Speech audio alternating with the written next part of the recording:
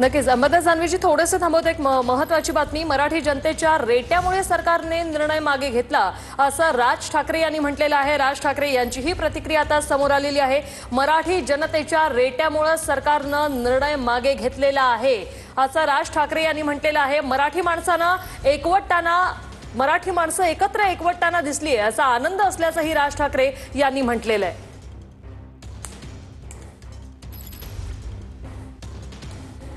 राज ठाकरे यांनी ही पोस्ट लिहिलेली आहे, भली मोठी ही फेसबुक पोस्ट राज ठाकरे यांनी लिहिलेली आहे। यामध्ये मराठी माणसं एकवटताना दिसल्याचा आनंद असल्याचं राज ठाकरे यांनी म्हटलेलं आहे। ट्विट केलेलं आहे त्यांनी आणि राज ठाकरे यांनी आपली भूमिका मांडलेली आहे।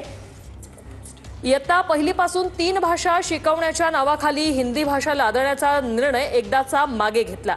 सरकारने या संबंधातील 2 GR रद्द केले। याला उशिरा आलेलं शहाणपण म्हणता येणार नाही, कारण ही सक्ती फक्त आणि फक्त मराठी जनतेच्या रेट्यामुळे मागे घेतली गेली।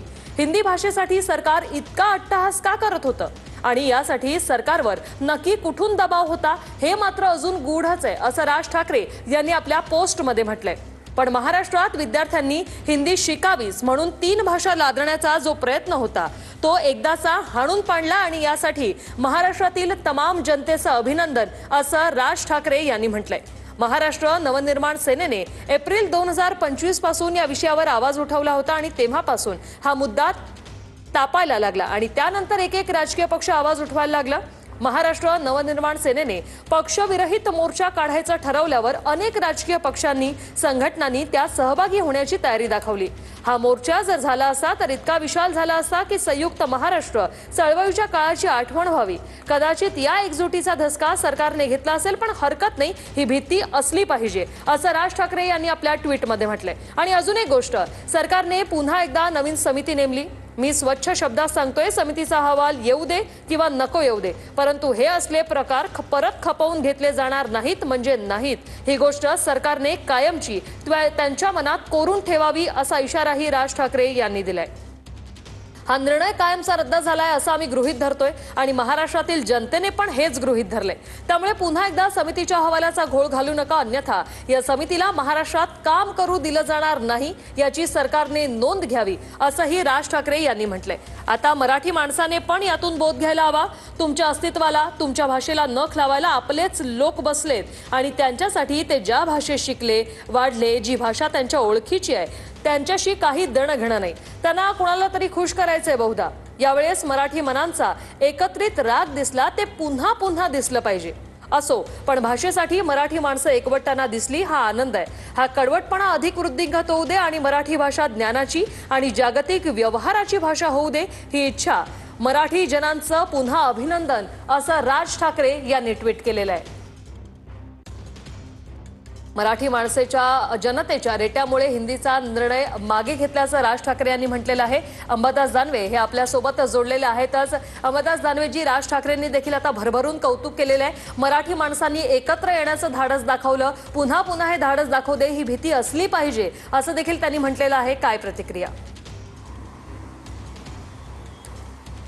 बिलकुल, ही भीती मराठी माणसाची या समस्त सरकारला नव्हे तर सगळ्यांना असली पाहिजे।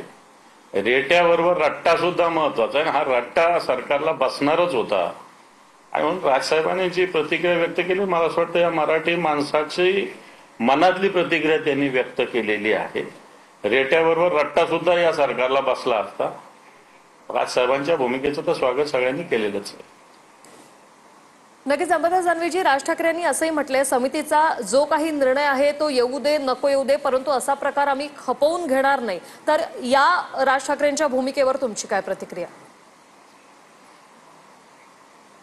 नाही, बरोबर आहे ना, समितीच कशासाठी स्थापन केली जाते की आता ज्या तिसरा भाषा म्हणून जी हिंदीची सक्ती केली जाते त्याच्यासाठी। ही सक्ती असूच नाही, एवढंच आमचं म्हणणं आहे। बाकी भाषेला विरोध नाही, हिंदीच्या सक्तीला विरोध आहे। म्हणून कोणती समिती जरी आली तर मला असं वाटतं हिंदीची सक्ती तर खपून घेतली जाणार नाही, ही भूमिका राजसाहेबांनी मांडलेली आहे आणि ही सगळ्या मराठी माणसाची भूमिका आहे। शिवसेनेची अधिकृत भूमिका काय आहे या सगळ्या संदर्भात? मला असं वाटतं या भूमिका शिवसेना असेल किंवा मनसे असेल, याच्यापेक्षा ही मराठी माणसाची भूमिका महत्वाची आहे। शिवसेनेची भूमिका मला 8 वाजता उद्धवजी व्यक्त करतील, परंतु फार काही राजसाहेबांपेक्षा वेगळी भूमिका कोणाची असायचं काही कारण नाही. ही भूमिका मराठी माणसाच्या मनातील भूमिका सगळ्या पक्षाची आहे आणि मला वाटतं त्याच्यामुळे काही वेगळी भूमिका कोणत्या पक्षाची असायचं काही कारण नाही. नक्कीच अंबादास दानवेजी, तब्बल 20 वर्ष मराठी माणसाने वाट पाहिलेली आहे ठाकरे बंधूंना एकत्र पाहण्याची, आणि या मोर्चाच्या निमित्ताने सगळेजण वाट बघत होते ठाकरे बंधूंना एकत्र पाहण्यासाठी. मात्र आता हा मोर्चा होत नाहीये, तर ठाकरे बंधू आता एकत्र येणार का? कारण हा मोर्चा युतीची नांदी असल्याचं संजय राऊतांनी म्हटलं होतं.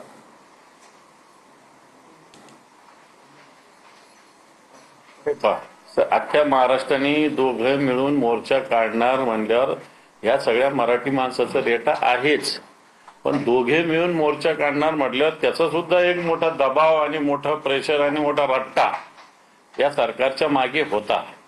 आणि म्हणूनच त्यांनी हा निर्णय घेतला. यांना फार प्रेम आहे, कसं यांचं पुतना मावशीचं प्रेम आहे, यांचं प्रेम हे सगळं पुतना मावशीचं आहे. परंतु राजकीय ज्या पद्धतीनं सगळ्या गोष्टी होऊ पाहतायत त्याचा सुद्धा दबाव हा निर्णय घेताना निश्चित सरकारवर आहे, हे दिसतंच.